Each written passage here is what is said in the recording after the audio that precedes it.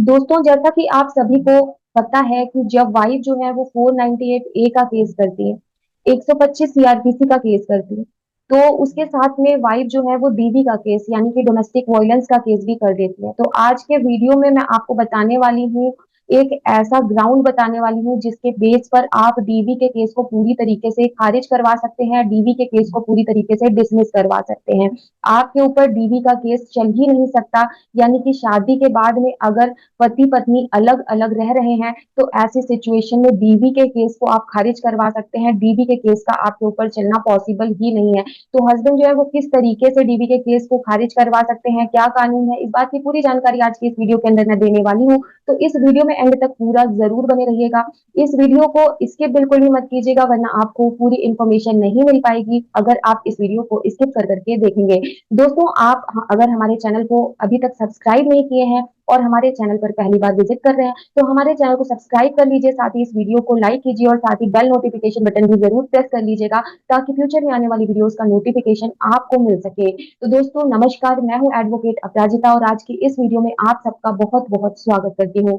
Friends, जब wife जो है वो कोई भी केस करती है तो उस केस में वो बहुत ही ज्यादा सीरियस टाइप के एलिगेशंस लगाती है, जिस बारे में हस्बैंड जो है वो कई बार सोचते भी नहीं है या सोच भी नहीं सकते हैं। ऐसे एलिगेशंस भी जब वाइफ फेस करती हैं तो ऐसे ऐसे एलिगेशंस, ऐसे ऐसे आरोप फेस करते समय वाइफ हस्बैंड के ऊपर में लगा देती हैं, जिनके प्रॉपर एविडेंस भी वाइफ के पास नहीं होते हैं। कोई भी एविडेंस वाइफ के पास नहीं होते हैं, लेकिन केस करते टाइम उसके ये एविडेंस ना होने के बावजूद भी वाइफ एलिगेशंस हस्बैंड के ऊपर लगा देती हैं। तो दोस्तों, ऐसे झूठे आरोप जो है वो जब पति के ऊपर लगते हैं तो इस तरीके के आरोप लगने की वजह से और केस हो जाने की वजह से हस्बैंड जो है वो बहुत ज्यादा परेशान होते हैं। हस्बैंड का बहुत ज्यादा पैसा, समय सब कुछ बर्बाद होता है, हस्बैंड को बहुत ज्यादा परेशान होना पड़ता है। तो दोस्तों, अब जो है वो वाइफ ऐसा नहीं कर पाएगी और अब पति को आज की इस वीडियो को देखने के बाद में बिल्कुल भी परेशान नहीं होना पड़ेगा।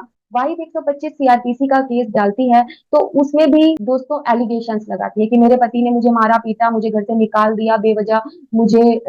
इस वजह से मेंटेनेंस चाहिए। इसके बाद में जब पत्नी 498 ए का केस करती है तो उसमें भी यही सब आरोप घूम फिर के लगाती है वाइफ हस्बैंड के ऊपर में कि जब मेरी शादी हुई और मैं उस घर में गई तो इन लोगों ने मुझसे दहेज की मांग करी, मेरे साथ बहुत ज्यादा अत्याचार किया, मेरे साथ मारपीट की। जब मैं इनकी दहेज की मांग को पूरा नहीं कर पाई तो इन्होंने मुझे मार पीट करके घर से धक्के देकर बाहर निकाल दिया। और ऐसे ही दोस्तों, जब डोमेस्टिक वायलेंस का केस वाइफ करती है तो उसमें भी इसी तरह के आरोप जो है वो डोमेस्टिक वायलेंस के केस में भी वाइफ लगा देती कि मेरे हस्बैंड और मेरे हस्बैंड के घर वालों ने मेरे साथ में डोमेस्टिक वायलेंस किया, मेरे साथ में घरेलू हिंसा करी, मुझे मारा पीटा, मुझे बहुत ही ज्यादा प्रताड़ित किया और मुझे मार पीट करके मुझे घर से बाहर निकाल दिया। यानी कि इन तीनों केसेस में जो एलिगेशंस होते हैं, जो आरोप होते हैं, वो पूरी तरीके से लगभग लगभग सेम ही होते हैं। अब दोस्तों, यहाँ पर आपको एक बात बता दूं कि जो भी आरोप वाइफ हस्बैंड के ऊपर लगा रही है तो वाइफ को ही ये बात साबित करनी होगी कि हाँ, वास्तव में वाइफ के साथ में घरेलू हिंसा हुई है, वाइफ को दहेज के लिए प्रताड़ित किया गया है, वाइफ को मारा पीटा गया है, वाइफ को घर से धक्के देकर बाहर निकाला गया। अगर वाइफ जो है वो इन बातों से रिलेटेड एविडेंस नहीं पेश कर पाएंगी, वाइफ के पास में इन चीजों को प्रूव करने के लिए कोई भी, अपनी बातों का आधार प्रूव करने के लिए कोई भी एविडेंस अगर नहीं होगा तो वाइफ को इस तरीके के केसेस करने का कोई भी फायदा नहीं मिलने वाला है। तो दोस्तों, ये बात आप एकदम गांठ बांध लीजिए कि वाइफ के पास में अगर एविडेंस नहीं है तो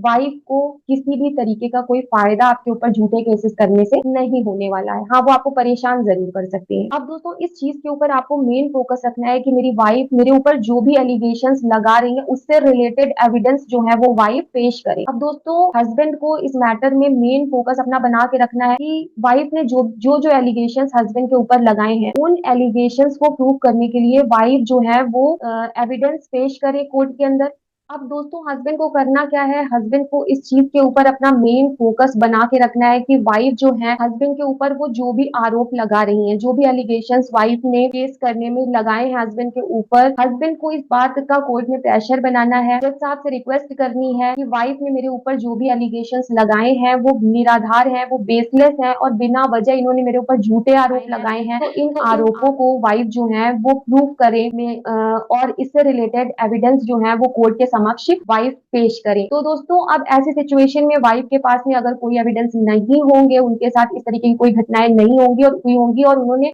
फेक एलिगेशंस लगाए होंगे हस्बैंड के ऊपर, तो इस सिचुएशन में वाइफ जो है वो कोर्ट के समक्ष कोई भी एविडेंस नहीं पेश कर पाएंगी जब उन्होंने झूठा केस किया होगा। तो दोस्तों वो जो केस है वो पूरी तरीके से खारिज हो जाएगा। अब दोस्तों हम बात कर रहे हैं कि डीवी के केस को किस तरीके से हस्बैंड जो है वो खारिज करवा सकते हैं। तो अगर हस्बैंड डीवी के केस को खारिज करवाना चाहते हैं तो हस्बैंड को ये करना होगा कि वाइफ जो है वो जो भी आरोप लगाती है पति के ऊपर में कि मेरे साथ में डोमेस्टिक वायलेंस हुआ है, मेरे साथ में घरेलू हिंसा की गई है, मुझे प्रताड़ित किया गया है, यातनाएं दी गई है, मारा पीटा गया है, घर से बाहर निकाल दिया गया है, तो इस वजह से मुझे डोमेस्टिक वायलेंस एक्ट के तहत मुझे मेरे अधिकार मिलने चाहिए, इस कानून का मुझे फायदा मिलना चाहिए। तो दोस्तों इस कानून के अंदर पत्नी को किसी भी तरीके का फायदा नहीं लेने देना है। तो पति को करना क्या होगा, पति को कोर्ट के अंदर इस बात को फोकस करना होगा कि पत्नी हमारे साथ में रह ही नहीं रही है, ये शादी के बाद ही अलग हो गई, तो किसी तरीके के डोमेस्टिक वायलेंस की जो बात है वो आती ही नहीं है, क्योंकि हमारी वाइफ जो है वो हमारे साथ में रह ही नहीं रही है। तो जब हम साथ में रह ही नहीं रहे हैं तो हमारे साथ किसी प्रकार का डोमेस्टिक वायलेंस होगा ही नहीं, है ना। तो इस बात को पति को कोर्ट में मजबूती के साथ में रखना है और पति को ये कहना है कि डोमेस्टिक वायलेंस एक्ट के कानून के तहत वाइफ को किसी भी तरीके का कोई भी रिलीफ जो है वो नहीं मिलना चाहिए, कोई भी फायदा जो है वो वाइफ को नहीं मिलना चाहिए। इसके साथ ही हस्बैंड को ये भी बात कहनी चाहिए कि अगर वाइफ के साथ में वास्तव में डोमेस्टिक वायलेंस हुआ है तो वो इन बातों को साबित करें, एविडेंस पेश करें कि पत्नी के साथ में वास्तव में डोमेस्टिक वायलेंस हुआ है। कई बार पत्नियां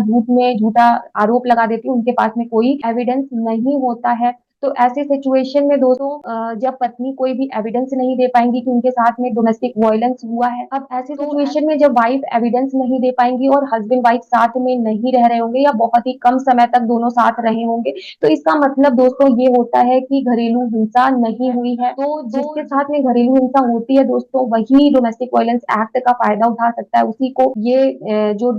एक्ट है डोमेस्टिक वायलेंस एक्ट उसी के लिए ये फायदा पहुंचाता है और ये डोमेस्टिक वायलेंस का जो एक्ट है वो उसी व्यक्ति के लोगों के बचाव के लिए बनाया गया है जिनके साथ में वास्तव में घरेलू हिंसा हुई है या जो घरेलू हिंसा का शिकार हुए हैं। वरना इस एक्ट का कोई भी फायदा ऐसे ही कोई भी नहीं उठा सकता जिसके साथ में कोई किसी भी प्रकार की घरेलू हिंसा हुई ही नहीं है। तो इस बेसिस पर इस बात को आप कोर्ट में मजबूती के साथ रखेंगे कि हम साथ में नहीं रहे हैं या रहे हैं तो बहुत कम समय के लिए रहे हैं, तो वाइफ एविडेंस पेश करें। अगर वाइफ एविडेंस नहीं पेश कर पाएंगी तो ये केस जो है आपका डोमेस्टिक वायलेंस का आप इसको खारिज करवा सकेंगे। दोस्तों अगर आपको इस तरीके के मैटर में किसी भी तरीके की कोई लीगल हेल्प चाहिए हो तो आपको व्हाट्सएप नंबर दिख रहा है, आप उस पर अपनी समस्या लिख करके भेज सकते हैं या आप मुझे मेल कर सकते हैं, आप हमसे इंस्टाग्राम पर भी जुड़ सकते हैं और अपनी बात को लिख करके हमें भेज सकते हैं। वीडियो पसंद आई हो तो इस वीडियो को लाइक कीजिएगा, आपके मन में कोई भी प्रश्न हो तो कमेंट करके जरूर पूछिएगा, हो सकता है अगली वीडियो आपके प्रश्न के ऊपर आपको मिल जाए। फिर मिलती हूँ नई इन्फॉर्मेटिव वीडियो के साथ। Till then bye bye.